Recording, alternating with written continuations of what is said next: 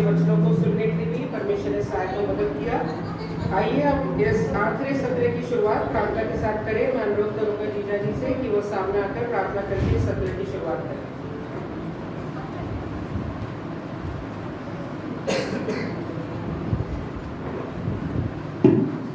आइए हम प्रार्थना करें। हे हमारे सर्वशक्तिमान पिता परमेश्वर, सुंदर अवसर के लिए हम आपका धन्यवाद करते हैं प्रभु। आज के इस दिन में प्रभु इस कार्यक्रम को आयोजन करने का आपने जो सहायता की, इसलिए हम आपका धन्यवाद करते हैं। पिछले 3 सेशन को अच्छे से करने में आपने हमारी सहायता मदद की, इसलिए हम आपका धन्यवाद करते हैं। हमारे इस सेशन के माध्यम से प्रभु आपके अपने नाम की महिमा हो पाए प्रभु, इसके लिए हम आपसे प्रार्थना विनती करते हैं। प्रभु इस छोटे सेशन को भी आपके हाथ में सौंपते हैं प्रभु। इसमें जो भी एक्टिविटी होनी है, जो भी वचनों से सुनाया जाना है प्रभु, उन सबको प्रभु आपके आत्मिक तौर से हमारी बढ़ोतरी का कारण हो पाए प्रभु। इसी कृपा करने के लिए हम आपसे प्रार्थना विनती करते हैं। जो भी इसमें पार्टिसिपेट करते हैं प्रभु, उसको सही रीति से करने में प्रभु आपके अपने नाम की महिमा हो पाए प्रभु। इसी कृपा करने के लिए हम आपसे प्रार्थना विनती करते हैं। हम भी आपको प्रार्थना पूर्वक देखने में हमारी मदद सहायता करने के लिए हम आपसे प्रार्थना विनती करते हैं। सारी आदर महिमा मान आप ही को देते हैं। आपके कुछ नमस्कार करता हूँ यीशु मसीह के समर्थ नाम से मांगते हैं कि मैं आग्रह करूंगा पापा से कि वो सामने आकर एक गीत को गाकर उस महान परमेश्वर के नाम की स्तुति करेंगे।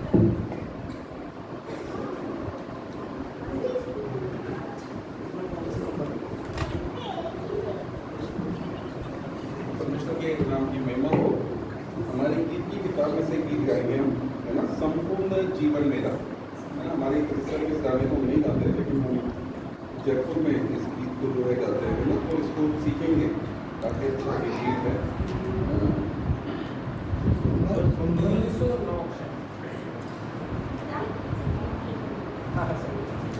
309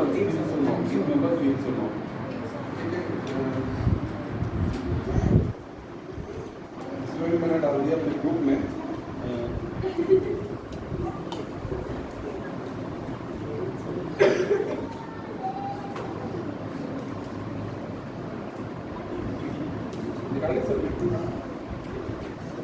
संपूर्ण जीवन मेरा प्रभु तुम्हारा है, प्यारे प्रभु जी मेरे जीवन का सहारा है।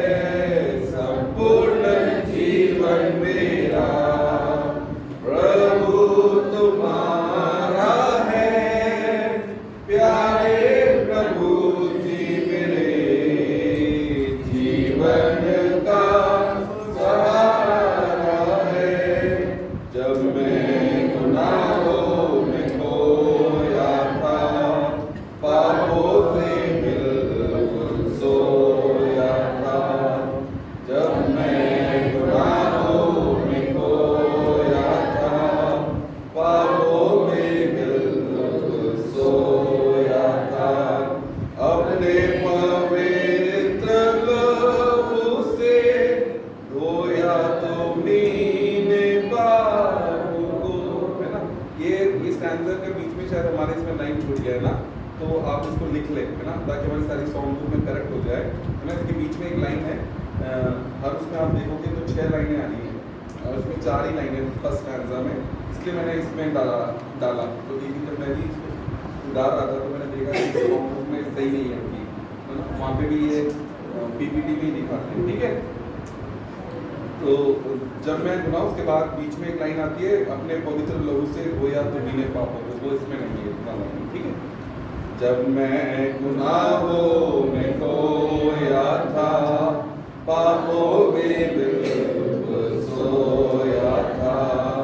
जब मैं गुनाहों में खोया था, पापों में बिल्कुल सोया था, अपने पवित्र लहू से धोया तुमने पापों को, धोकर मुझे अब शुद्ध किया, मेरे हृदय को साफ किया। धोकर मुझे अब शुद्ध किया, मेरे हृदय को साफ किया। संपूर्ण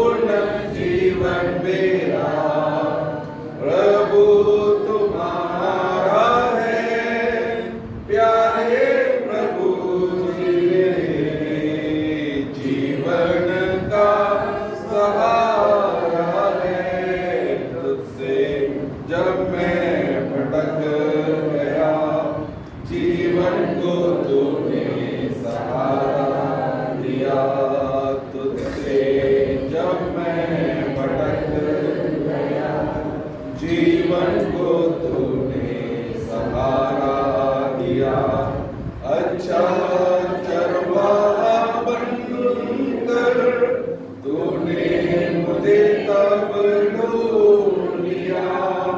अब से प्रभु मैं गाऊंगा, तेरा वचन सुनाऊंगा।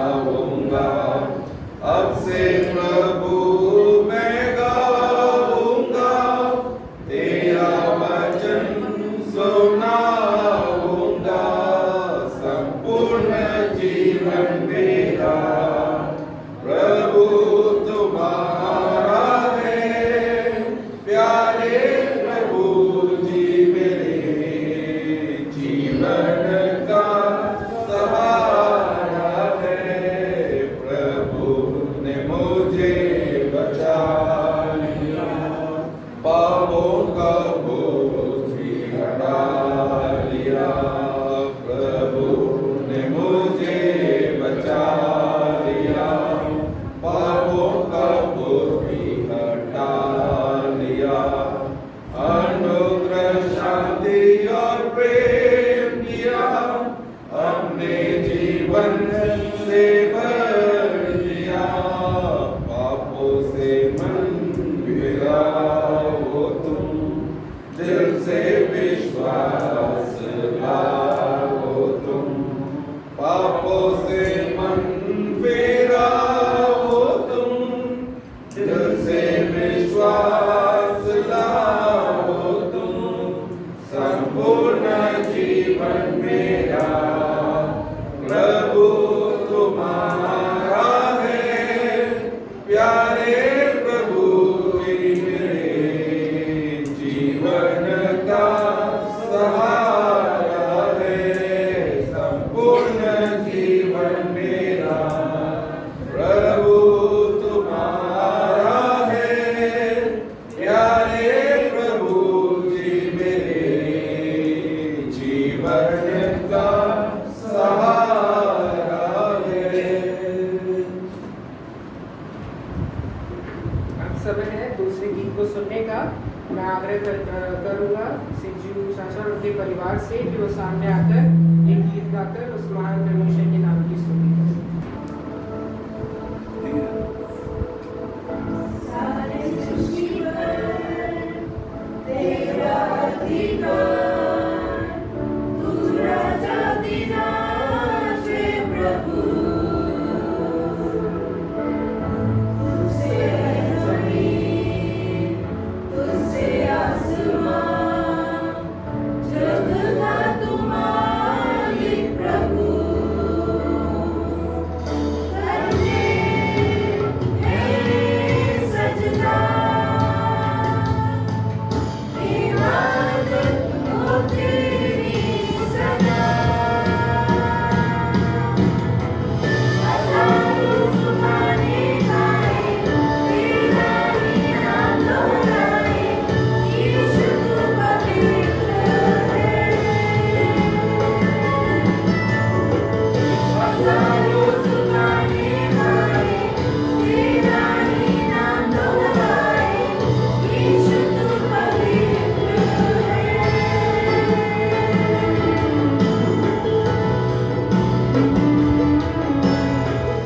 कुछ बीच का ना कोई वजूद, तेरे राज में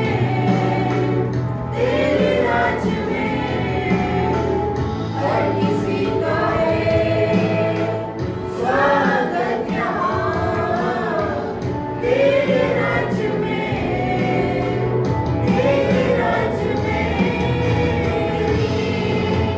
रहमत नहीं। तू लेता है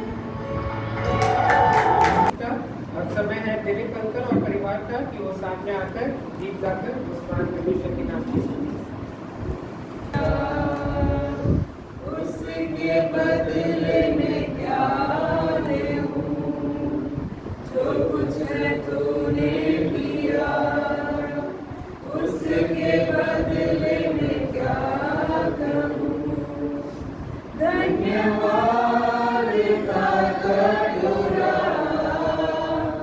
उठा के मैं ये कहूँ, धन्यवाद का कटोरा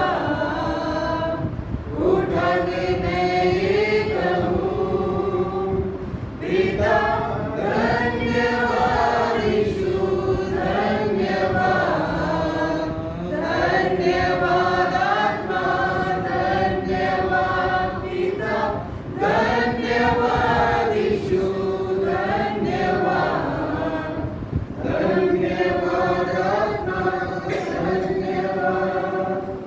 जीवन है तेरा दिया, जो कुछ है मेरा सब तूने दिया, जीवन है तेरा दिया, जो कुछ है मेरा सब तूने दिया, धन्यवाद का कटोरा उठा के मैं ये कहूँ, धन्यवाद का कटोरा उठा के मैं ये कहूँ, पिता धन्यवाद, यीशु धन्यवाद, धन्यवाद आत्मा धन्यवाद, पिता धन्यवाद, यीशु धन्यवाद, धन्यवाद आत्मा धन्यवाद।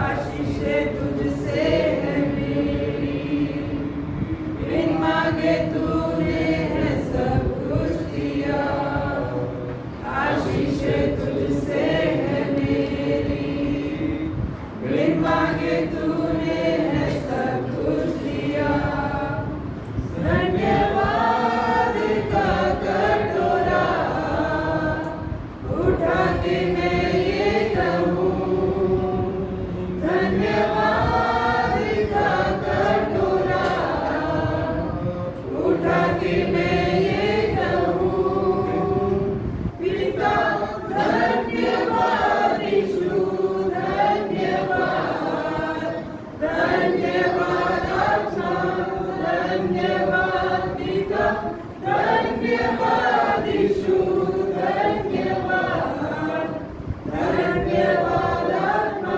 धन्यवाद, पिता धन्यवाद, यीशु धन्यवाद, धन्यवाद आत्मा धन्यवाद।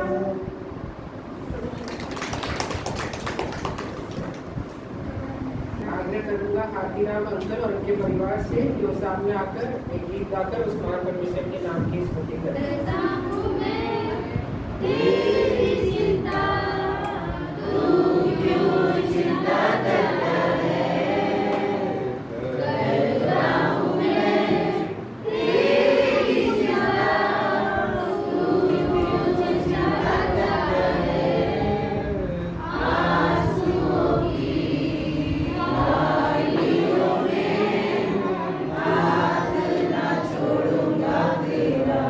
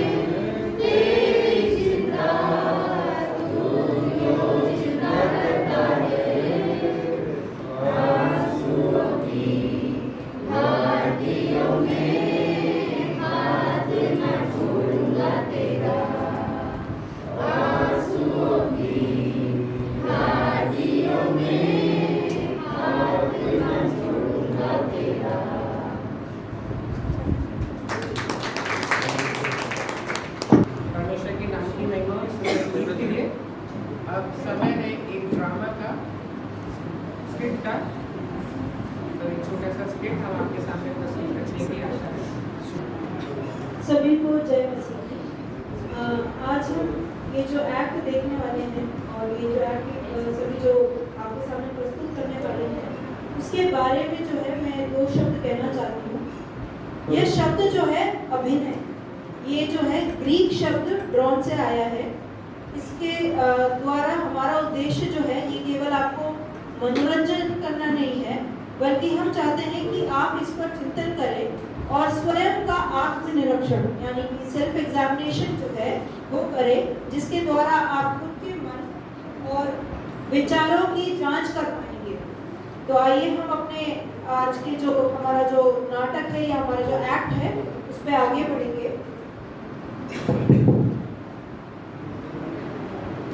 ये कहानी जो है ये छत्तीसगढ़ जिले की है, जो हमेशा ही चर्चा का विषय बना रहता है।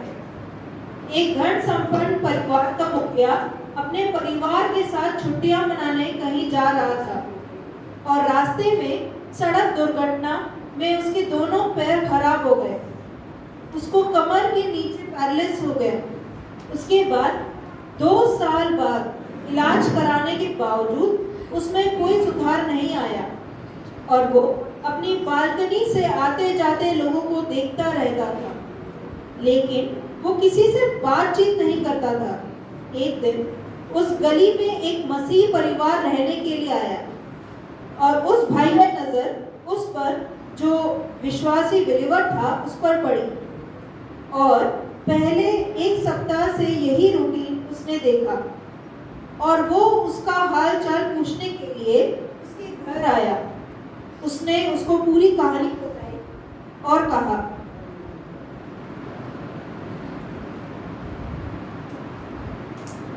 अरे भाई तुमको क्या हुआ है? मैं बहुत हफ्तों से देख रहा हूँ तुम ऐसे बैठे हो इधर, कुछ परेशानी है क्या?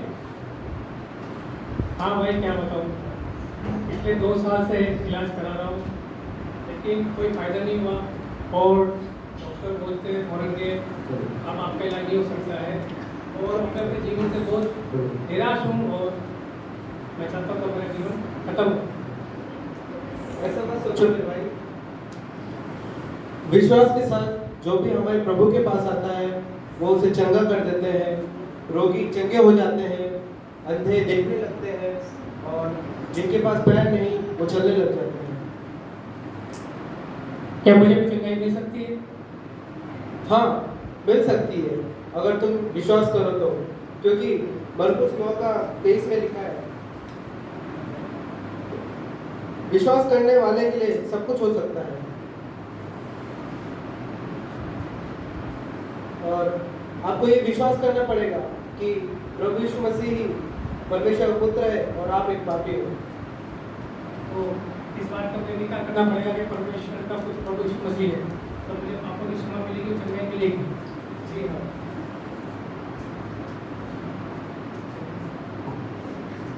उसके 3 महीने के बाद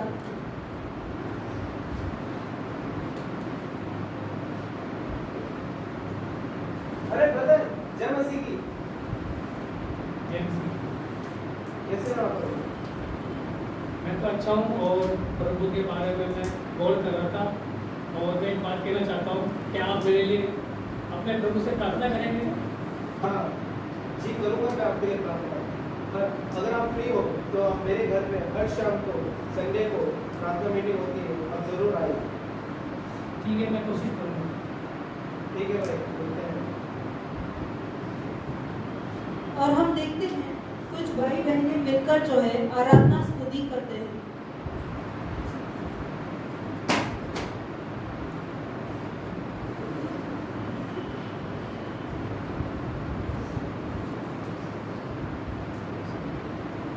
तो आज हम परमेश्वर की महिमा के लिए गीत नंबर 78 गाएंगे। जय मिलकर जय बोलो, जय यीशु की जय बोलो, जय मिलकर जय बोलो, जय यीशु की जय।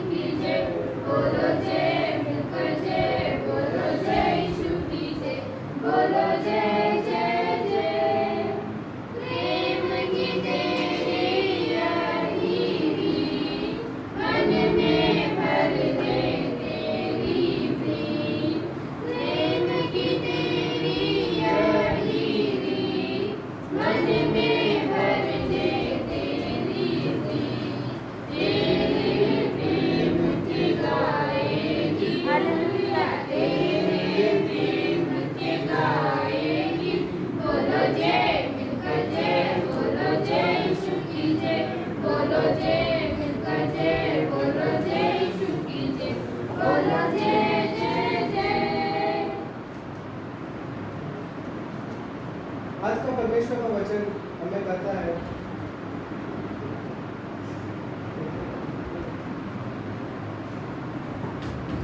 आज के परमेश्वर का वचन हमें कहता है, यिर्मयाह 30:17, क्योंकि मैं तेरा इलाज करके तेरे घाव को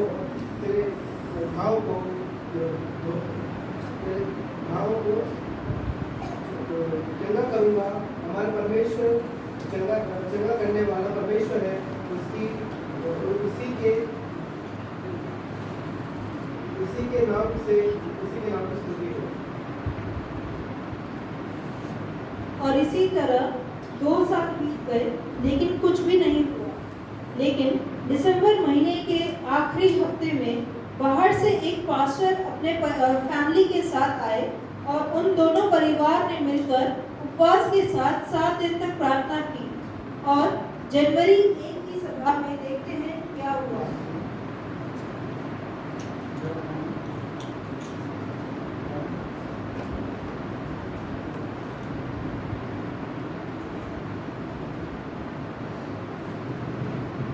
आप सभी को जय मसीह की। कैसे हैं आप? जोर से बोलो, माइक नहीं चल रहा है, जोर से बोलो। आज हम अभी गीत गाएंगे, गीत नंबर 372।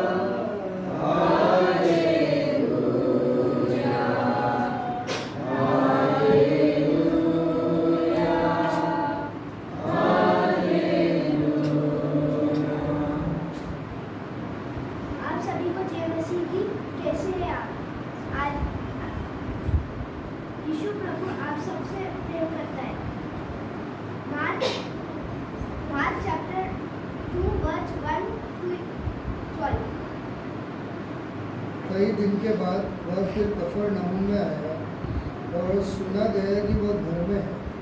फिर इतने लोग इकट्ठे हुए कि द्वार के पास भी जगह नहीं थी और वह उन्हें वचन सुना रहा था। और लोग एक लकवे के रोगी को 4 मनुष्यों से उठवाकर उसके पास ले आए, परंतु जब वे भीड़ के कारण उसके निकट न पहुंच सके तो उन्होंने उस छत को जिसके नीचे वह था खोल दिया, और जब वे उसे उधेड़ चुके तो उस खाट को जिस पर लकवे का रोगी पड़ा था लटका दिया। यीशु ने उनका विश्वास देखकर उस लकवे के रोगी से कहा, हे पुत्र, तेरे पाप क्षमा हो गए।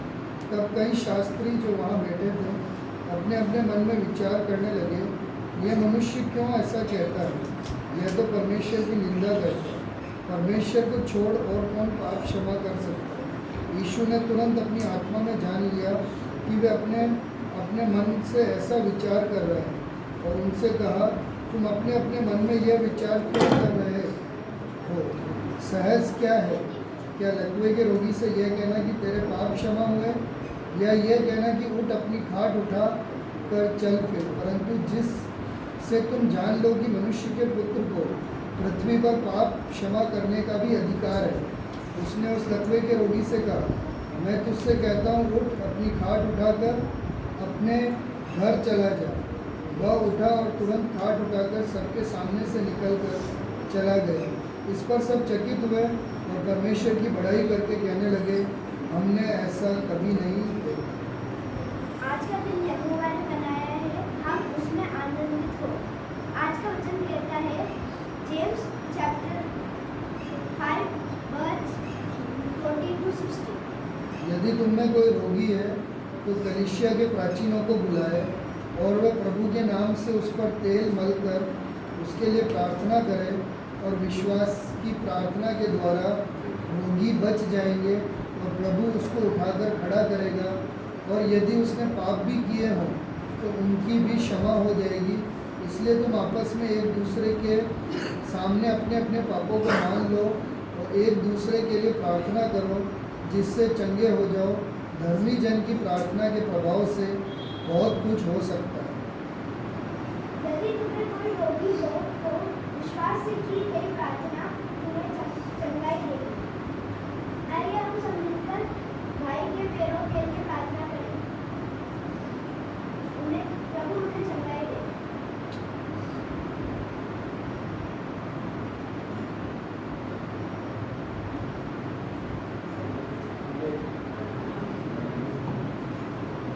उसी दिन शाम को उसके दो दोस्त, एक बचपन का और एक कॉलेज का, उससे मिलने आए, यह सोचकर कि उसके साथ मिलकर पुरानी यादें ताज़ा करेंगे।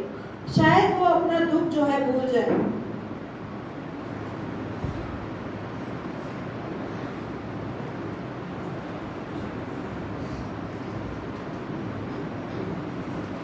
और दोस्त सुना, कैसे चल रहा है तेरा जीवन? किस डॉक्टर से करा रहा है अपना इलाज?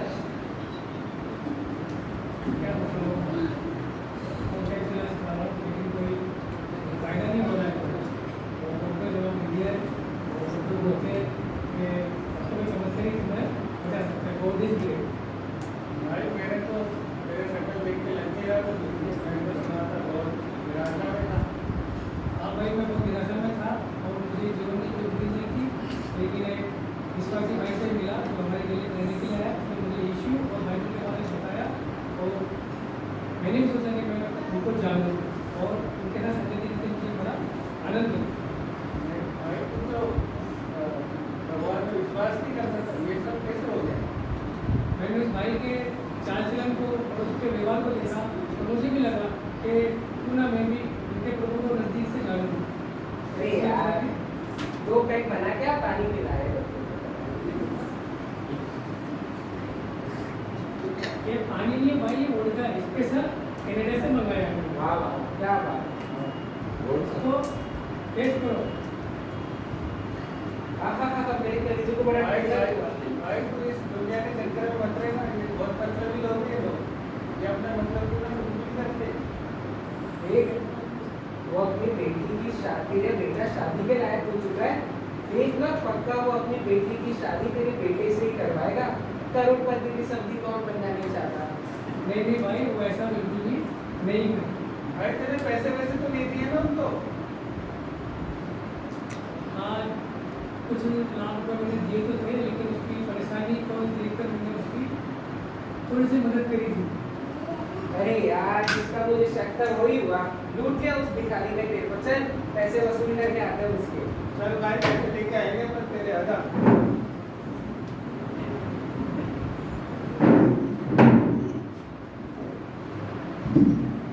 कितनी दूर में है उसका घर? बस यही है सामने कोने में लाल रंग का जो बाहर निकल जल्दी बाहर आ जल्दी।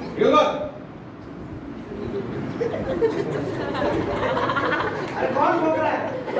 भाई क्या हो गया? अरे भाई के पैसे से जल्दी दे, तू ऐसे नहीं मानेगा तू। अरे भाई, मेरा तो घर नहीं चल रहा, मेरे घर चलाने के पैसे नहीं है। ये ऐसे पैसे नहीं निकालेगा, मारो इसको, मारो।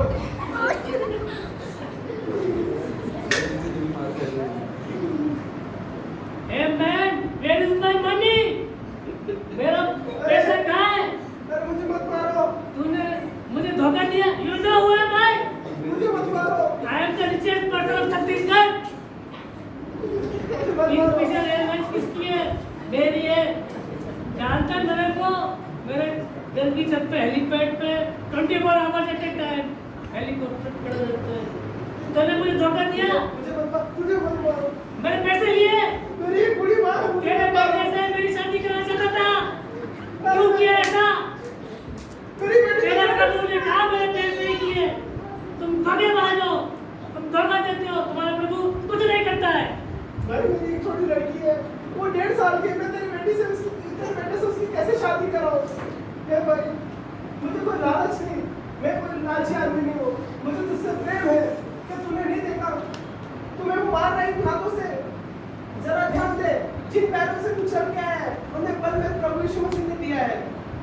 और मेरे को इस चीज से बुरा नहीं है, मैं खुश हूँ तेरे पैरों के लिए। मैं तेरे पापों को माफ करता हूँ, मैं तेरे को माफ करता हूँ। तूने मेरे को मारा, मेरे को कोई दिक्कत नहीं, बस तू चलना हो जाए। परमेश्वर के नाम की स्तुति हो। ओह, ये मुझसे क्या हो गया? मैं इस पाप के लिए अपने आप को कभी क्षमा नहीं कर पाऊंगा।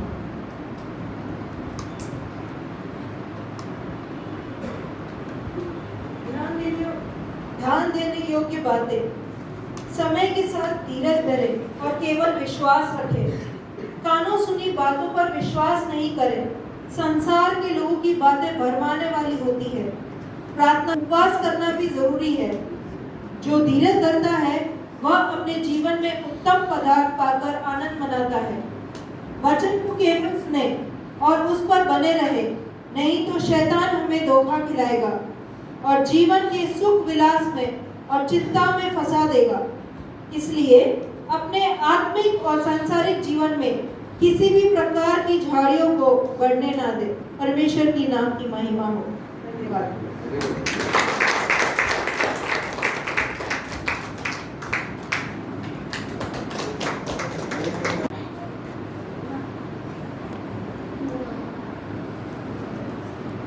परमेश्वर की नाम की महिमा हो।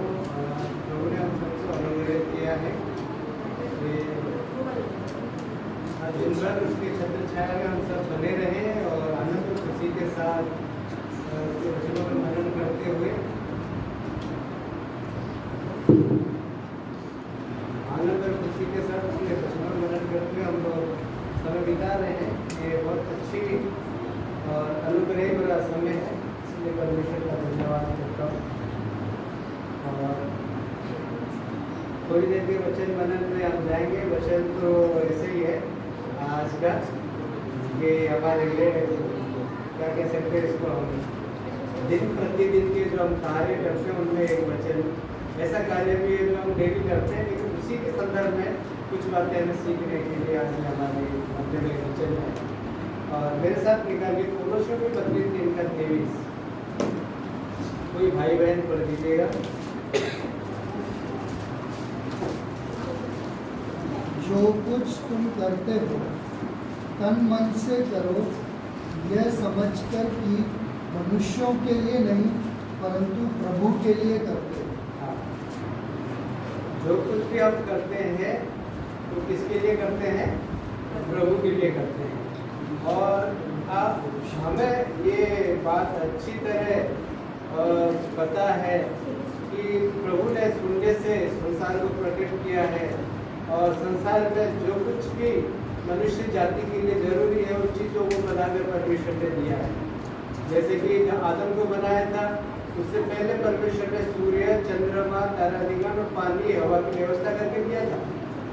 उसके बाद जैसे जैसे सृष्टि बढ़ती गई, कई चीज़ों को परमेश्वर ने जो बुद्धि दिया था इंसान को उससे बनाया गया। सब पर मनुष्य की आवश्यकता होती है, मनुष्य की सहायता के लिए। इसमें हम व्हीकल देख सकते हैं, बहुत से व्हीकल्स हैं जो हमारी ट्रांसपोर्टेशन के लिए कार्य करते हैं। वरना उस जमाने में बैलगाड़ियाँ, गधे और अनेक प्रकार के जानवरों की सवारी करके बहुत समय लगता था। लेकिन आज एरोप्लेन्स हैं, हवाई जहाज हैं, बहुत सारी चीज़ें हमें परमेश्वर ने दिया है जिसका उपयोग करके हमारे जीवन को और सरल और सुखद बना सकते हैं। क्या बना सकते हैं? सरल और सुखद बना सकते हैं। ऐसे ही हमारे बहुत सारी चीज़ें जो मेडिकल और क्या है टेक्नोलॉजी में हमारे सामने आई है। बहुत सारे हमें बातें हमारे जीवन में आए हैं जो इसमें से एक ऐसा चीज़ है परमेश्वर ने हमें दिया है जिसके बिना आज का जो वर्तमान जो समय है, एट प्रेजेंट जो लाइफ है, उसके बिना जीवन क्या है? असंभव सा है। वो क्या चीज़ है आप लोग कल्पना कर सकते हैं? वो क्या है आज के ज़माने में? मोबाइल और लैपटॉप है। ये जो मोबाइल और लैपटॉप आज हमारे ज़माने में, हम तो पत्नी से ज़्यादा प्यार है इसको। पत्नियों को पति से भी ज्यादा प्यार है ना, नहीं क्या? 24 घंटे जेल में रखते हैं हम लोग इसको, पत्नी को थोड़ी रखते 24 घंटे जेल में, पति को थोड़ी कोई नहीं रखता है। और बिस्तर में लेके सोते हैं। कई लोगों की तो आदत है कि वॉशरूम तक भी ले जाके वहाँ बैठे बैठे देखते रहते हैं, कई लोग ऐसे भी करते हैं। वो मतलब इसके बिना काम चलने वाला नहीं है मोबाइल। लेकिन एक स्टोरी बताना चाहूँगा। स्टोरी ऐसा है कि एक दो जने थे जिसको बाजार गए थे, दो लड़के थे और दोनों ने क्या किया, नींबू लेके आए। तो नींबू लाकर क्या किया, उनको रख दिया, सुबह उनको कुछ काम करना था। तो एक ने तो उसको चीरा लगाया, गिलास में डाला और वो शिकंजी बना के पी गया। उसके तो फायदा ही रहा। दूसरा क्या किया, उसको काट लिया और आँख में लगाए दो उसके लिए क्या हो गया, आँखें दर्दनाक हो गई, उसको दर्द है और परेशानी का सबब बन गया। तो कहने का मतलब नींबू तो अच्छे कार्य के लिए परमेश्वर ने सृजा है, नींबू बहुत अच्छा काम करता है, हमारे शरीर के लिए बहुत फायदेमंद है। अगर हम उसको गलत इस्तेमाल करेंगे तो क्या होगा, वो हमारे लिए नुकसानदायक भी होगा। ये जो डिवाइस है ये परमेश्वर ने भले कार्य के लिए किया है। इसने बहुत सारे चीज़ों का मतलब सरल कर दिया। अभी हम चिट्ठी लिखते थे पहले, तो चिट्ठी 15 दिन, 20 दिन, 25 दिन में या महीने 2 महीने में पहुंचता था। अब आप इस डिवाइस से क्या कर सकते हो, विदिन मिनट में अपने संदेश, अपने लेटर, अपने जो कुछ भी भेजना है किसी को भी भेज सकते हैं, ले सकते हैं ना, ईमेल वगैरह, लेटर वगैरह सारी चीज़ें कर सकते हैं। और ऐसा ही ये डिवाइस बहुत काम का है हमारे लिए। तो जैसे आपको पता भी होना चाहिए कि क्या चीज़ है, इसका नाम है ना मोबाइल। इसका स्पेलिंग भी पता होगा आप लोगों को, क्या हुआ, कौन सा स्पेलिंग लिखा है इसमें? हाँ वो सारे पता है, बच्चे को भी पता है, हमारा एडमिन को इसे इसके अंदर जो जो गेम है वो भी पता है, मेरे को पता नहीं है इसके अंदर जो जो गेम है वो पता है एडमिन को। लेकिन क्या है कि ये जो दुनिया में कब आया था पता है, मोबाइल दुनिया में कब आया था?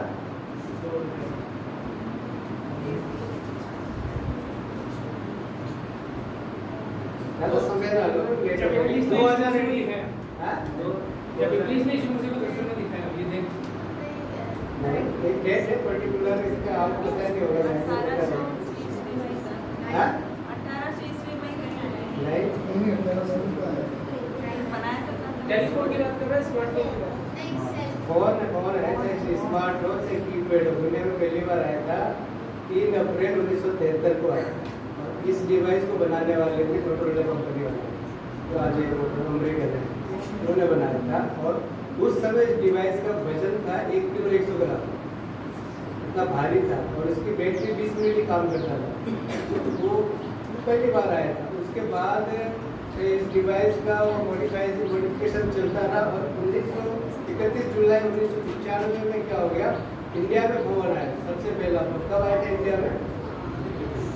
31 जुलाई 1995 में। और जो पहला कॉल इंडियन रिकॉर्ड में है वो है ज्योति बसु, जो बंगाल का चीफ मिनिस्टर था, उसने पहला कॉल करा था इंडियन रिकॉर्ड में। किसको करा था? संचार मंत्री सुखराम जी को उस समय। और उस समय कॉल का रेट था 8 रुपया 40 पैसा एक कॉल आउट गोइंग, और आपको सुनने के लिए भी सेम प्राइस भुगतान करना पड़ता था। इतना वो दे रहा है उतना आपको सुनने के लिए भी। तो कॉल रेट हो जाता था 16 रुपये 80 पैसे लमसम 1 मिनट के, इतना महंगा था। लेकिन धीरे धीरे मॉडिफिकेशन हो गया और आज इनकमिंग और आउटगोइंग तो फ्री है, कितने कॉल कर सकते हैं आप। ये सब कुछ परमेश्वर ने हमें हमारे सुविधा के लिए दिया है, सारी चीजें। और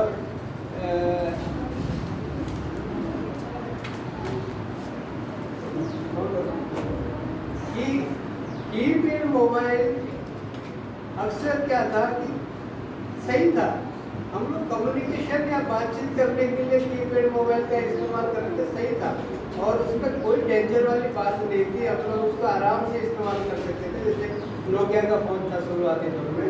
लेकिन ये कब क्या हुआ, 1994 में इन्होंने इंट्रोड्यूस किया टच मोबाइल को, टच फोन का। ये जो अभी स्क्रीन वाला है ना, ये वाला, ये टच फोन का आने तक भी सही था। लेकिन जब ये खतरनाक कैसे हो गया, जब इसके साथ क्या जोड़ा गया, इंटरनेट को जोड़ा गया। जब इसके इंटरनेट के साथ जोड़ने से ये खतरनाक हो जाता है। तो खतरनाक ऐसे अच्छा चीज़ नहीं है, लेकिन इसके अंदर बहुत सारी चीज़ें डाल दिया गया। इसमें ऐसा चीज़ें हैं जो आपको देखना उचित नहीं है, और विशेषकर छोटे बच्चों के लिए तो बिल्कुल उचित नहीं है। छोटे बच्चों के लिए काम का चीज़ नहीं है। आप पेरेंट्स हैं तो अपने बच्चों को, इवन दे आर 16-15 साल से भी नीचे है ना, तो उनसे दूर रखिए, ये उनके लिए सही नहीं है। उनको अगर आप ज़्यादा इमरजेंसी है मोबाइल देना, तो आप कीपैड दीजिएगा उनको, ताकि वो कहीं जा रहे हो कॉलेज स्कूल तो फ़ोन करके आपसे बातचीत करें, आपने रेंज में रहे। ये टच वाला देंगे, इंटरनेट वाला देंगे, तो वो क्या क्या देखेंगे आप उनको रोक नहीं सकते। आप उनको हर समय उनके साथ नहीं होते हैं, कुछ भी देख सकते हो कि एक स्क्रॉल करता रहेगा और अनेक प्रकार की चीज़ें आती रहेंगी इसके अंदर। नेट के साथ जुड़ने में ये प्रॉब्लम है, अनेक प्रकार की जो चीज़ें एक क्रिश्चियन वर्ल्ड में अलाउ नहीं है, जो चीज़ें मनुष्यों को, इवन साधारण लोग को भी देखना अच्छा नहीं लगता, वो सारे चीज़ें इसके अंदर है, और हम इसको जेब में ले करते हैं। तो ये चीज़ें हमें विशेषकर क्रिश्चियन पेरेंट्स को ध्यान रखना चाहिए कि ये अपने बच्चों को मोबाइल से दूर रखें। लेकिन हमारा आदत क्या है, छोटा बच्चा खाना नहीं खाता है तो कार्टून चल रहा है, उसे दिखा के खाना खिलाते हैं।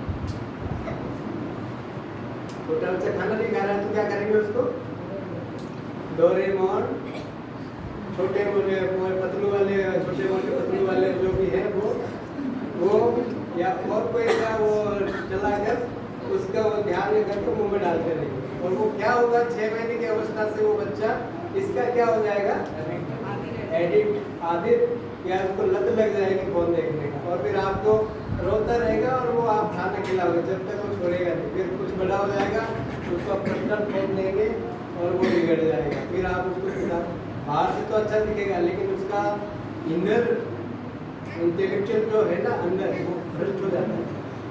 वो उन चीज़ों को देखकर आपके लिए सही है बाहर से, लेकिन वो आप उसको निगरान नज़र में नहीं रखोगे, आप उसको ऑब्जर्वेशन में नहीं रखोगे, तो वो आप उसको देखोगे बाहर से सही सलामत है, लेकिन उसका बुद्धि, उसका दिमाग उस क्षेत्र में नहीं है जहाँ उससे होना चाहिए। वो उन चीज़ों की तरफ अट्रैक्ट करता है जहाँ उसे नहीं जाना चाहिए। ये बहुत खतरनाक भी है और अच्छा भी है, इसीलिए छोटे बच्चों के लिए से तो दूर रखो इसको, बच्चों को मत दिखाइए इसको, अच्छा नहीं। बच्चों को हम इससे क्या नहीं कर सकते, दे नहीं सकते। पर्सनल फोन आप 15-16 साल के बाद ही देना, उससे पहले कभी भी बच्चों को पर्सनल फोन मत दीजिए। आपका फोन में आपके सामने कोई काम करना है, आजकल ऑनलाइन क्लासेस है और कोई कोचिंग वगैरह लेना, तो आपके सामने रखिए, सबके सामने देख रहा हो, देखते रहिए, कोई क्लास ले रहा हो उसको नज़र रखिए, उसके ऊपर ऑब्जर्वेशन रखिए। अगर आपने छोड़ दिया तो वो 100% बिगड़ने का चांसेस है। मॉडर्न जमाना ऐसा है, शैतान क्या, उस फल जो प्रभु ने बनाया था आदम और हवा के लिए, क्या खराब बनाया था उसको? अच्छा, परमेश्वर जो कुछ भी करता है अच्छा करता है, लेकिन शैतान क्या करता है, उसमें ट्विस्ट डालता है। उसने क्या बोला उस फल के लिए, हवा के दिमाग में डाला ना बातें, और वो उसको नहीं खाना था, पता था, फिर भी खा ली। बच्चों के दिमाग में डालेगा। एक स्टोरी और बताता हूँ। एक बार एक मालिक था, उसका एक छोटा सा नौकर था। मालिक को एक हफ्ते के लिए बाहर जाना था और उसने एक टोकरी रखा और एक चाबी का गुच्छा नौकर के हाथ में दिया। सर पूरा घर बंगला तेरा है ना, लेकिन तो एक कोने में जो टोकरी के जो ढक्का हुआ है उसको मत खोलना, उसको मत खोल के देखना, बाकी पूरा घर तेरा है। 6 दिन बीत गए, 7वें दिन उसने खोल ही दिया, क्योंकि जब भी बैठता आते देखते हैं उसने क्यों मना किया, उसके टकटकी लगी रहती थी और 7वें दिन खोल ही दिया और उसने कुछ भी नहीं किया। इससे क्या सीखते हैं हम लोग कि हमारा जिज्ञासा है ना, जिस चीज को मना करेंगे उस चीज के प्रति जिज्ञासा का ज्यादा बढ़ता है। बच्चों को मना करो, ये मत करो, तो बच्चा वो केंद्र नहीं करेगा, ज्यादा करता है। आपकी हाजिरी में करेगा, गैर हाजिरी में भी करेगा, करता ही है। आप ऑब्जेक्शन कर रहे हैं, तो ये चीजें इसको बुद्धिमानी से इस्तेमाल करिए। स्पेशली क्रिश्चियन पेरेंट्स, अपने बच्चों को मोबाइल मत दीजिएगा। और जैसे इसके कुछ फायदे भी है मोबाइल। साउथ कोरिया में मोबाइल पढ़ना अलाउ है, लेकिन नॉर्थ कोरिया में कुछ भी बाइबल ले जाना सॉरी अलाउ है क्या? चाइना में बाइबल नहीं जा सकते आप। नाइजीरिया में वहाँ पे भी नहीं जा सकते। अफगानिस्तान में वहाँ पे अलाउ नहीं है। ऐसे बहुत सारे कंट्री है जहाँ पे परमिशन का वचन नहीं लगता, लेकिन मोबाइल हमारे को इसके अंदर ऐप भी आता है मोबाइल में परमेश्वर का वचन पढ़ने का। तो ऐसे जगह में आप अपन मोबाइल हम और आप मोबाइल का जो ऐप निकाल के पढ़ सकते हैं। फ्लाइट में कहीं भी जाते उसको पढ़ सकते हैं, किसी को टेक्स्ट मैसेज भेज सकते हैं, किसी को व्हाट्सएप के जरिए अपन क्या कर सकते हैं, उसका गॉस्पेल का प्रचार भी कर सकते हैं मोबाइल के जरिए। डायरेक्ट नहीं जा सकते, फायदा तो है, हमारे लिए इस्तेमाल करने में फायदा है। और क्या चीज है देखिए, 1 कोरिन्थियों 7:31 पढ़ना है। कोरिन्थियों की पहली पत्री अध्याय 7:31। और इस संसार के साथ व्यवहार करने वाले ऐसे हों कि संसार की के ना हो, क्योंकि इस संसार की रीति और व्यवहार बदलते जाते हैं। हाँ, दोबारा पढ़ना। और इस संसार के साथ व्यवहार करने वाले ऐसे हों कि संसार ही के ना हो, क्योंकि इस संसार की रीति और व्यवहार बदलते जाते हैं। इसमें एक वर्ड लिखा है, संसार ही के ना हो, मतलब you can use that things।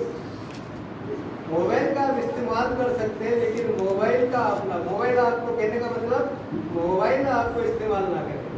आप इसका एडिक्शन मत लीजिए, आप लत मत लगाइए। मोबाइल आपका ऐसा ना हो कि इसके बिना आपका जीवन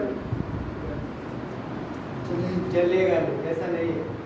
आप इसको उपयोग करिए, लेकिन इसका आदत लत मत लगाइए। लत खतरनाक है, लत लग जाता है तो आपका पढ़ाई में डिस्टर्ब होगा, आपका आध्यात्मिक स्तर गिरेगी, आपके समय को खा जाएगा, इसे आपका बहुत सारा समय खराब कर देगा। आप स्क्रॉल करते करते 2-3 घंटा निकल जाएगा, पता नहीं चलेगा।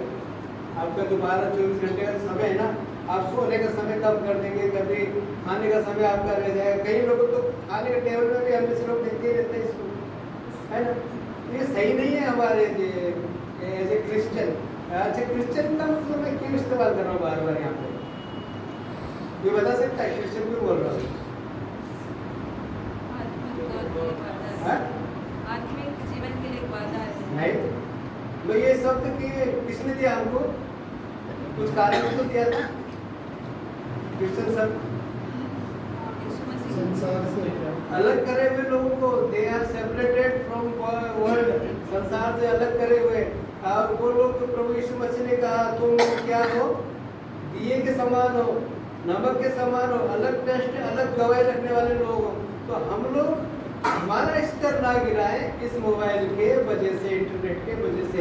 हमें जो टेस्ट प्रभु यीशु मसीह ने दिया है उस टेस्ट को बरकरार रखें। हम अपने जो लॉ है उस लॉ को पैमाने के नीचे न रखकर जीवन के ऊपर रखें, ताकि हमारा प्रकाशन लोगों के ऊपर आए और कहीं लोग मन फिरा के उस पाप के राज्य से स्वर्ग के राज्य में प्रवेश करें। ये परमेश्वर का विजन है हमें इस धरती में रखने का। ये परमेश्वर का विजन है कि हमें जो लॉ बना के दिया, हमें जो जगत की ज्योति बोल के संबोधित करता है, कि परमेश्वर का हिडन विजन है कि हम लोग हमारा प्रकाशन प्रभु यीशु मसीह का प्रकाशन दे हमारे जरिए, ताकि लोग उद्धार पाके कहाँ पर प्रवेश करें? चर्च पे प्रवेश करें। चर्च कौन सी जगह है? जहाँ छुड़ाए हुए लोग, स्वर्ग जाने वाले लोग और अनुग्रहित लोग, आशीषित लोग, क्लेश रहित लोग यहाँ पर रहते हैं। अगर आपके घर में क्लेश है, आपके घर में कई बातों का बाधा है, तो आप लोग अभी भी क्या हो, कई चीजों में घटी है आपके पास, अभी भी आप लोग उन चीजों को छोड़कर आगे बढ़ने त्यागने की जरूरत है। अभी आपको आगे बढ़कर परमेश्वर के राज्य के योग्य जीवन जीने की जरूरत है। अपना टेस्ट, नमक, सब्जी में नमक नहीं डालते तो कैसा लगता है? अच्छा लगेगा? अगर आप फिर आपने बिरयानी बनाया था, उसमें अगर नमक नहीं डालते तो खाते क्या आप लोग? नहीं खाते ना, अच्छा नहीं लगता। तो नमक हमारा टेस्ट, क्रिश्चियन वाला टेस्ट, क्रिश्चियन वाला गवाही हमारे जीवन में होना चाहिए। ये बहुत बड़ी बात है परमेश्वर। इस मोबाइल में भी ये जो हम हाथ में लेते हैं, तो हमें हमारा स्टेटस को नहीं भूलना चाहिए। हु वी आर, हम कौन हैं और हमें क्या देखने की अनुमति प्रभु यीशु मसीह प्रदान करता है, क्या चलाने की अनुमति प्रभु यीशु मसीह प्रदान करता है। इन चीज़ों पर स्पेशली हमारे न्यू जनरेशन के लिए हमें गाइडलाइन देना चाहिए। आप लोग छोटे बच्चों के ऊपर विशेष ध्यान रखें। अपने हम तो सुधार सकते हैं, उसको साइड में रख के, बड़े लोगों को दिमाग है, छोटे बच्चों को संभालना बहुत दिक्कत है। उनका जनरेशन खराब हो सकता है इसके वजह से, और हो चुका है। कई लोग आत्महत्या भी करते हैं, बच्चे लोग आगे बढ़ते हैं, न्यूज़ वगैरह में पढ़ना, मोबाइल में। तो ये 1 Corinthians 5:10 में क्या लिखा है? यह नहीं कि तुम बिल्कुल इस जगत के व्यभिचारियों या लोभियों या अंधेर करने वालों या मूर्ति पूजकों की संगति न करो, क्योंकि इस दशा में तो तुम्हें जगत में से निकाल जाना ही पड़ता है। हाँ, क्या लिखा है यहाँ प्रेरित पौलुस?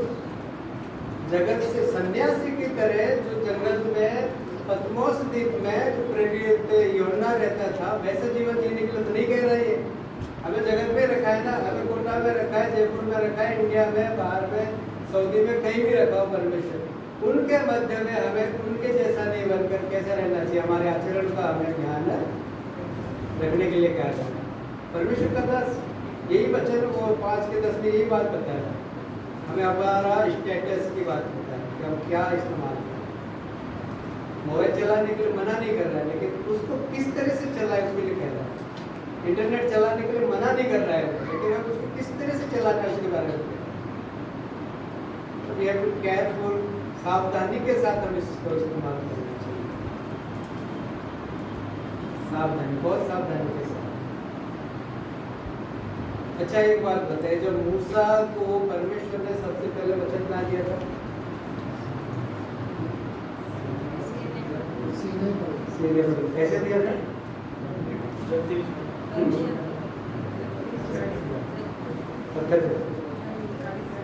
पत्थर पे दिया था ना, पत्थर के पट्टी पर लिख के दिया था। परमेश्वर का वचन पत्थर के पट्टी पर लिख के दिया था, तो सामर्थ्य था क्या? था? फुल था। फिर उसके बाद जब समय बदला, उन्होंने उस वचन को पाइप्रस पर लिखा, तब सामर्थ्य था, सामर्थ्य था। उसके बाद जब उन्होंने जानवर के खाल के ऊपर लिखा, तब भी वो वचन सामर्थ्य था। आज मोबाइल के अंदर जो ऐप है वो सामर्थ्य नहीं है क्या? Same word, that time also वो वर्ड जो पावर था ना उतना ही था उस समय भी, और आज भी मोबाइल के अंदर वो वचन है तो उतना ही सामर्थ्य वाला वचन है। और उसको हमें कैसे पढ़ना चाहिए? उसी पवित्रता के साथ इस्तेमाल वो करते थे, उसी पवित्रता के साथ हमें ये वचन भी पढ़ सकते हैं, मोबाइल का इस्तेमाल कर सकते हैं वचन पढ़ने में। वचन कहीं पे भी इसमें लिख दिया, दीवार में लिख दिया तो सामर्थ्य नहीं है वचन। तो प्रभु का वचन उतने सामर्थ्य है जितना इस किताब में लिखा हुआ, उतना ही सामर्थ्य जितना इस मोबाइल के अंदर लिखा हुआ। वचन वही है, वही पावर रखता है वचन, उससे कोई मैटर नहीं लगता कहाँ लिखा हुआ। लेकिन लिखने वाला वचन किसका है? वचन तो परमेश्वर का है, वचन तो वो जीवित परमेश्वर का है, वचन तो सर्वशक्तिमान प्रभु का वचन है। वो कहीं पे भी लिखे हो, लेकिन वचन में पावर तो है। वो वचन किसके श्वास से निकला है? यहोवा परमेश्वर के श्वास से निकला हुआ वचन है।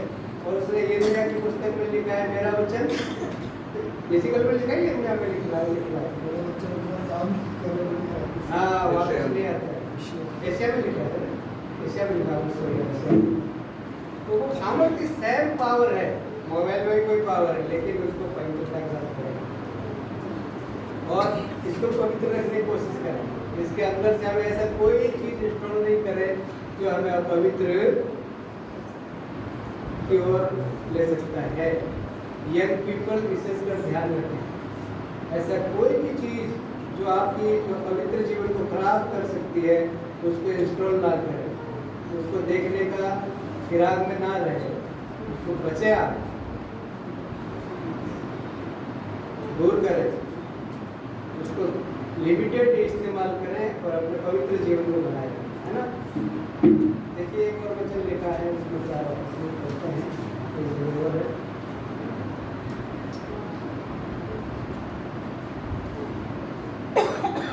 हमारे पास जनरल बाइबल होता है, परमेश्वर का वचन, उसमें बहुत सारे एडिशनल और बहुत सारे और किताबों के बारे में जानकारी नहीं होती, लिमिटेशन होती है। लेकिन इसके अंदर हम बाइबल खोलते हैं और गूगल में सर्च करेंगे तो बहुत सारे उससे संदर्भ किताब है, जो भी है नॉलेज है उसको हम प्राप्त कर सकते हैं इसको इस्तेमाल करके। संदर्भ जो भी टॉपिक में आप जानना चाहते हो बाइबल से संबंधित सारे इसमें रिकॉर्डेड है, आप जान सकते हैं, अपने ज्ञान को बढ़ा सकते हैं, अपने आप को अपने आध्यात्मिक स्तर को बढ़ा सकते हैं और ज़्यादा अपने ज्ञान जान सकते हैं।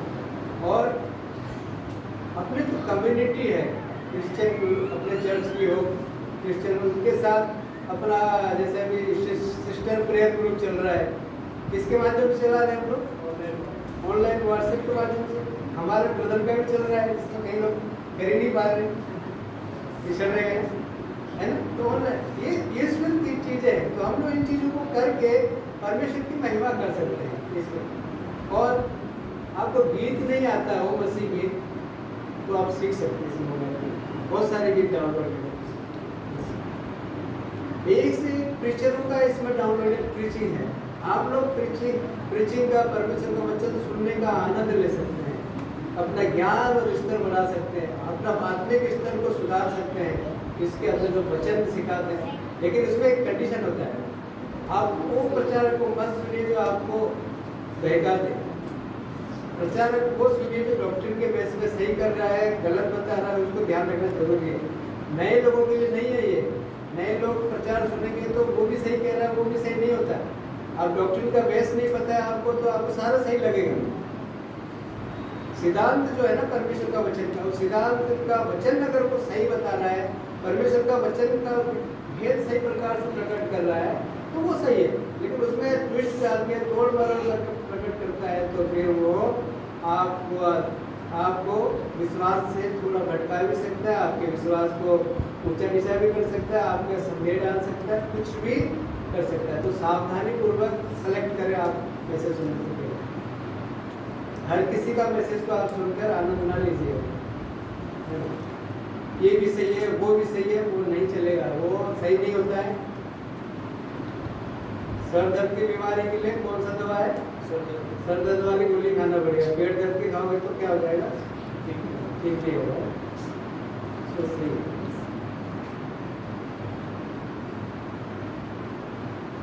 कुछ नेगेटिविटी के बारे में भी हम देख लेते हैं। अत्यधिक इस्तेमाल करने से क्या होता है इसका?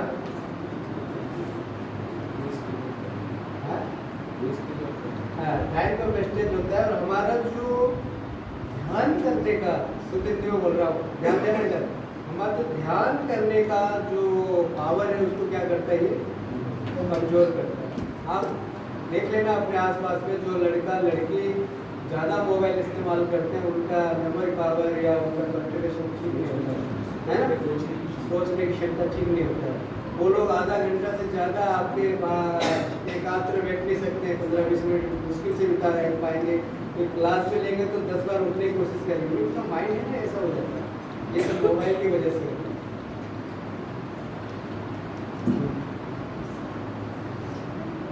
कमजोर करता है। अत्यधिक प्रयोग करेंगे तो हमारे कई चीज़ों को प्रभावित करता है और हमारे इंटरेस्ट को ये बांट सकता है।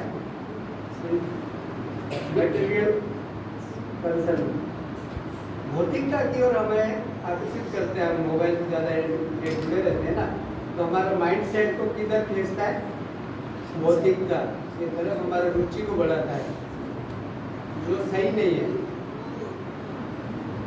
और सामाजिक तुलना करना भी सिखाता है मोबाइल में। हम लोग मोबाइल देखेंगे तो उसमें अनेक प्रकार की एडिट वीडियो वगैरह है और सोशल साइट वगैरह आती है, तो हम अपनी तुलना उनसे करने लग जाते हैं। वो ऐसे दिख रहे हैं, हम वैसे दिख रहे हैं, तो अनेक प्रकार की गलत बातें हमारे अंदर वो डालने की कोशिश करते हैं। Edit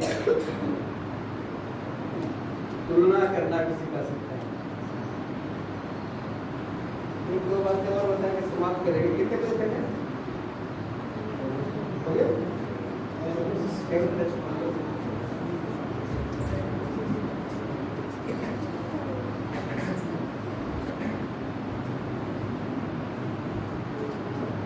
Christians are computed to be on use. An activity is helpful and glorifies. एक शब्द लिखा है किसी ने, इसको हम इस्तेमाल इस तरह से कर सकते हैं जैसे स्टीवर्डशिप का मतलब जानते हो? हाँ, भंडारीपन या ईमानदारी के साथ इसका प्रयोग हम कर सकते हैं। और एक डिस्कर्नमेंट बुद्धिमानी से इसको प्रयोग करना है। हमें क्या इस मोबाइल और इंटरनेट का प्रयोग कैसे करना है? बुद्धिमान विवेक के साथ, बुद्धिमानी के साथ करना है।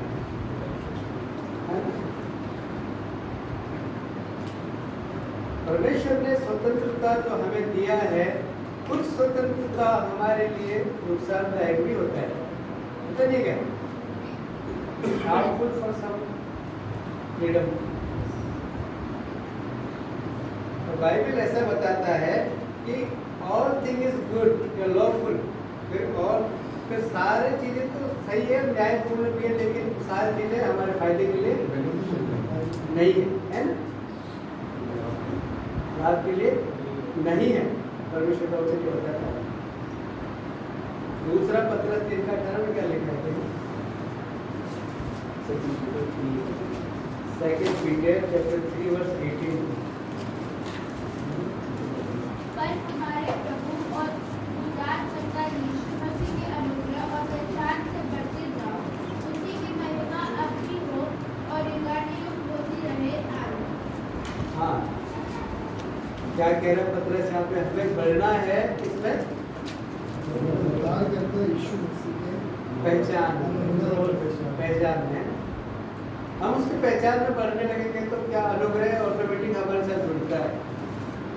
ये अंकल जी से पूछ लो, और कोई सीनियर है परमेश्वर में उनसे पूछ लो, और जो परमेश्वर के बड़े पुराने दास है उनसे पूछ लो। जैसे जैसे वो लोग प्रभु में बढ़ते गए, आशीष से उनसे जुड़ती जाती है। परमेश्वर का अनुग्रह है। तो हमें बढ़ना है, बाइबल स्टडीज में बढ़ना है। इंटरनेट के जरिए बढ़ सकते हैं हम लोग, मोबाइल के जरिए बढ़ सकते हैं, बाइबल स्टडीज करके सरमन वगैरह ये सुन सकते हैं। और grow in the grace of knowledge of our Lord Jesus Christ. प्रभु यीशु मसीह के ज्ञान और अनुग्रह में हम बढ़ सकते हैं इस मोबाइल का इस्तेमाल करके, वचन से।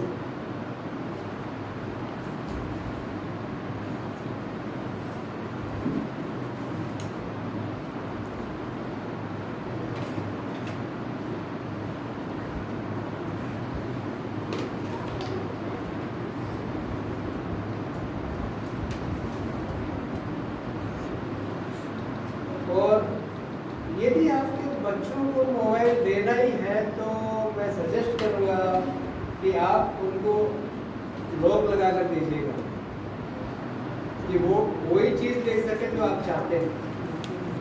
मोबाइल को ओपन वो सिस्टम आईफोन में है शायद, समय है ना, तो लॉक लगा कर दीजिएगा। जो आपका बच्चा अगर यूट्यूब से पढ़ता है, यूट्यूब देखता है, तो बोल सकते हैं, और लिमिटेशन और वो सेक्शन पे आप लोग लगाइए, पूरा मोबाइल उसके हाथ में संपूर्ण नहीं करिए। आपका बच्चा रोता है, आपको खाना खिलाना है तो मोबाइल दिखा के खाना मत खिलाइए। एक दिन नहीं खिलाएंगे कोई फर्क नहीं पड़ेगा, अगले दिन वो सुधर जाएगा। अगर आप उसको आदत डालोगे तो वो आपका जी का जंजाल बन जाएगा। फिर हमारे हिंदुस्तान में कहावत है, कई लोग आशीर्वाद ऐसे देते हैं, तेरे बच्चे जिए बड़े होंगे तेरे खून पिए, वो वाली बात हो जाएगी आपकी। तो ऐसा मत करिए कि बच्चा बड़ा होकर आपका खून पीने लग जाए, इसलिए बच्चे को चीजें मत दो।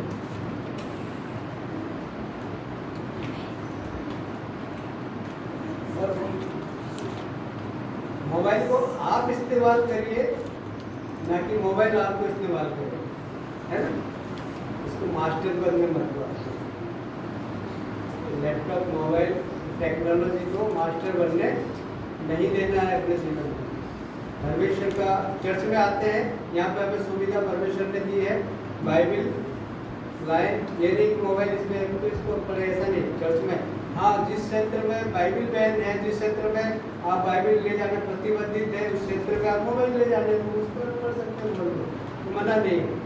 लेकिन जहाँ पे परमेश्वर का वचन बाइबिल में, और बाइबिल पढ़िएगा। दूसरी बात, अपने टाइम को मैनेज करिए। जो 24 घंटा दे रखा है ना परमेश्वर, उस टाइम दुनिया में सब कुछ वापस मिल सकता है। आप अगर करोड़ों रुपए खत्म कर दोगे ना, तो दोबारा करोड़ों रुपए अर्निंग कर लोगे। आपका 2-4 घर टूट जाएगा तो 2-4 बना भी लोगे लाभ।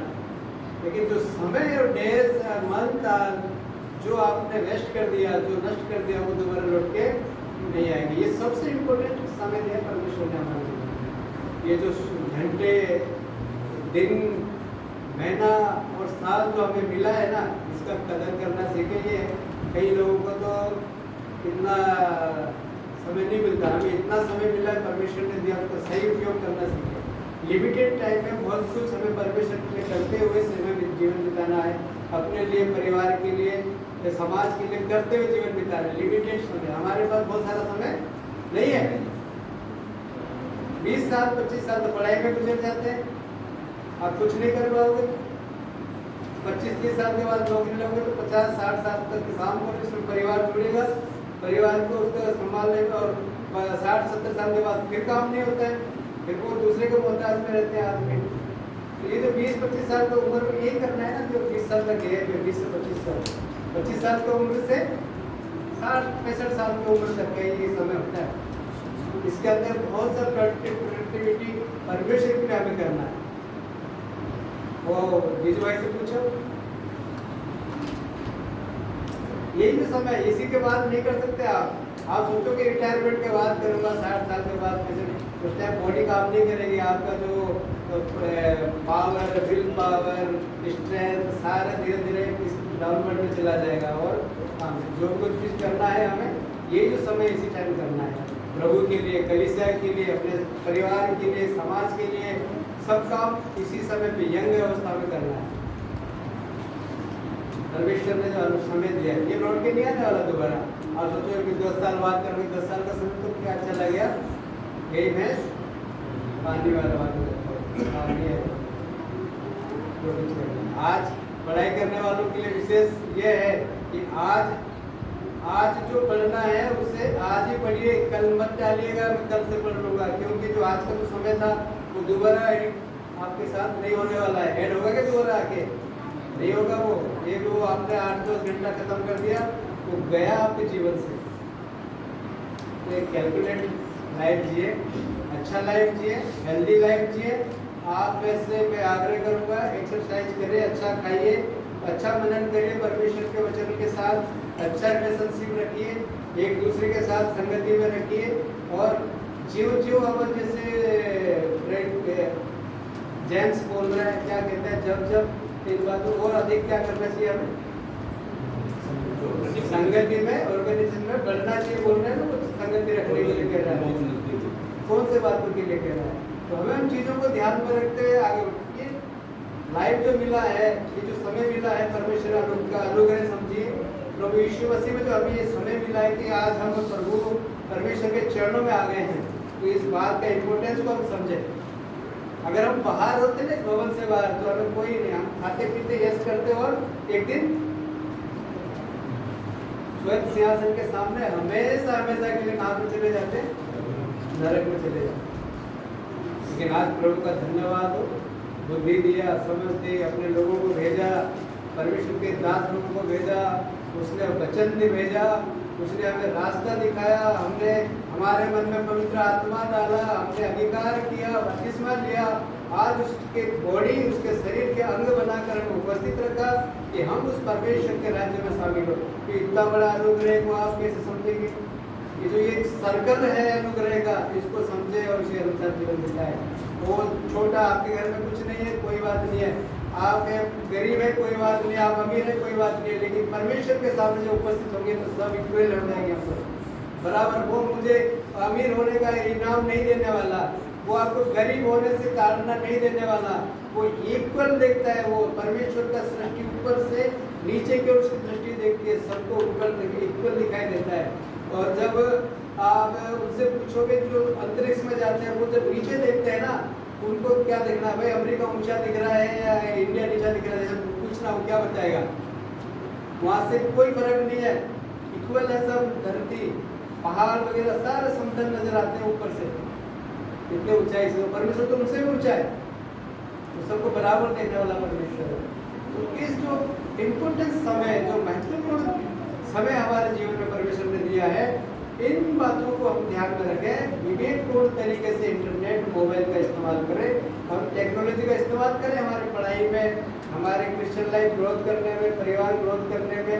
और बहुत से कार्य होते हैं इसके द्वारा, टिकट बुक कराते हैं, एयर टिकट, रेल टिकट, बस टिकट और होटलों में पेमेंट वगैरह सारे इससे होता है। ये अलग मैटर है, अभी बहुत सारा वो लंबा हो जाएगा इसका वो क्यों हो रहा है, ये भी एक अलग मैटर है। क्योंकि ये सब इसलिए हो रहा है, तो आज भाई प्रचार कर रहे थे, इसके लिए सेकंड आगमन के लिए हो रहा है। इसका इस्तेमाल उसमें कनेक्ट जाएगा, सारा जुड़ तो वही जाएगा, तो हम लोग उधर ही जा रहे हैं प्रभु यीशु मसीह के द्वितीय आगमन की तरफ। तो ये सारे वो घटित जो भी घटनाक्रम हमारे जीवन में हो रहा है, वो सब सारे नदी किधर दौड़ती है आपको पता है? समुद्र की ओर दौड़ती है सारी नदियाँ। तो जो भी घटनाक्रम हो रहा है सारा प्रभु यीशु मसीह की ओर जा रहा है, उसका दूसरे आगमन को तैयारी हो रहा है, ये सारी चीजें हैं। तो प्रभु हमें बुद्धि दे रखा है, ज्ञान दे रखा है, समझ दे रखा है और समय दे रखा है। इसका सदुपयोग करते हुए परमेश्वर के नाम की महिमा करें और जो जो चीजें हमें जरूरत है उसके इसके अनुसार हम इसका उपयोग करें। और एक बात का गांठ बांधना, इसका हिंदी इंग्लिश मतलब क्या होगा गांठ बांधना? प्रॉमिस योरसेल्फ, क्या हो सकता है?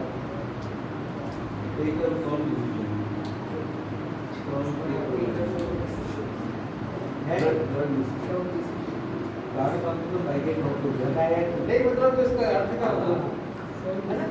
इसका एक सात्विक या कन्वर्टेड वर्ड भी हो सकता है कि promise yourself, do not give freely mobile to your child. अपने बच्चों को फ्री में मोबाइल मत दीजिए, उसे टाइम पास करने के लिए मत दीजिए, उसे लत मत लगाइए, वरना ये बच्चे का भविष्य भी खा सकता है, बच्चे का भविष्य भी खा सकता है। अगर वो बिगड़ गया, उसका माइंड डिस्टर्ब हो गया, लत लग गई, तो आप उसे सुधारने के लिए कितना प्रार्थना कराइएगा, नहीं हो सकता फिर बाद में, क्योंकि बहुत समय लगता है। प्रभु के लिए सबका संभव है, लेकिन वो जो समय खत्म हो जाएगा, वो समय चला जाएगा, वो दोबारा लौट के नहीं आएगा। परमेश्वर इन वचनों के साथ मुझे और आप सबको आशीष करें, परमेश्वर के नाम की महिमा हो।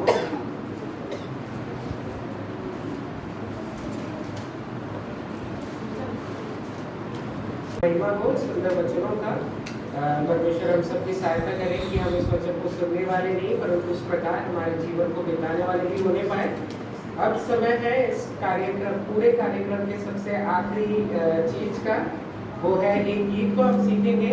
मैं आग्रह करूँगा देवाज्ञा से, प्रदीप, सीमा, शीतल और सुनीता से कि वो सामने और इस गीत को सिखाने के लिए हमारी सहायता करें।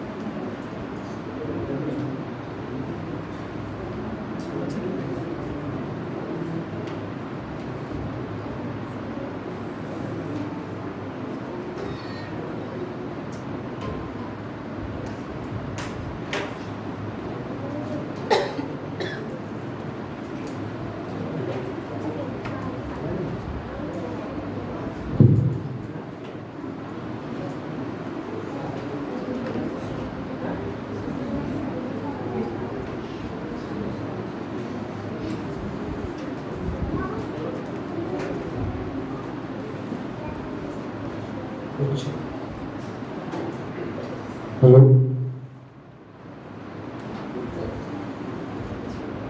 गाना ऐसे सीखेंगे कि पहले फर्स्ट स्टैंजा हम लोग आपके सामने गाएंगे, फिर आप भी हमारे साथ दूसरी बार उस स्टैंजा को रिपीट करना है।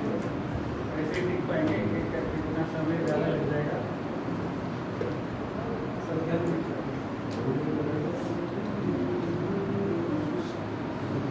अब घटाने और शाप मिटाने को दुनिया में आया खुदा, और प्राण देने और स्वर्ग ले जाने को सूली उठाया खुदा। पाप हटाने और शाप मिटाने को दुनिया में आया खुदा, और प्राण देने और स्वर्ग ले जाने को सूली उठाया खुदा।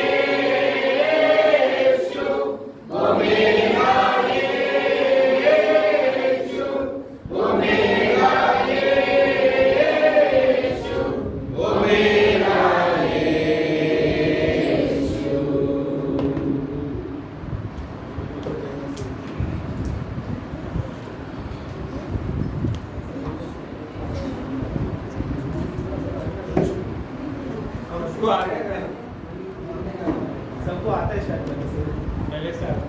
सब हमारे साथ ही गा रहे थे, इसलिए हम भी गाने ही लगे। परमेश्वर के नाम की स्तुति हो कि परमेश्वर ने आपको रीति से आज के कार्यक्रम को होने के परमेश्वर ने सहायता मदद किया, इसलिए प्रभु का बहुत बहुत धन्यवाद करता हूँ। और पिछले कुछ दिन हम तो प्रेयर कर रहे थे कि यूथ कैंप हो, लेकिन परमेश्वर का धन्यवाद हो यूथ कैंप नहीं, लेकिन वन डे रिट्रीट रखने के लिए परमेश्वर ने सहायता मदद की, इसलिए प्रभु का बहुत बहुत धन्यवाद करता हूँ। साथ ही साथ इस प्रोग्राम के पीछे जिन लोगों का हाथ है मैं उनको बहुत बहुत धन्यवाद देता हूँ। टीजा जी का धन्यवाद देखो, अच्छा अद्भुत रीति से हमने प्रश्नोत्तर सेक्शन को कराया।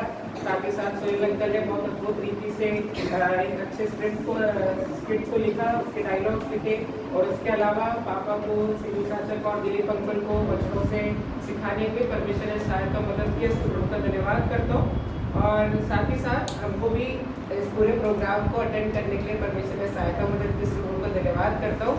हम सोच रहे थे कि हम बीच में चल जाएंगे, लेकिन प्रभु का धन्यवाद करता हूँ कि प्रभु ने इस मीटिंग को पूरे अटेंड करने के लिए सहायता मदद किया, इसलिए मैं प्रभु का धन्यवाद करता हूँ। अब समय है आज के यूथ रिट्रीट को बंद करने का। प्रार्थना के साथ हम इसको समाप्त करेंगे। मैं अनुरोध करूँगा दादा से कि वो प्रार्थना करें और साथ ही साथ रात्रि के भोजन को भी प्रार्थना करके परमेश्वर के नाम की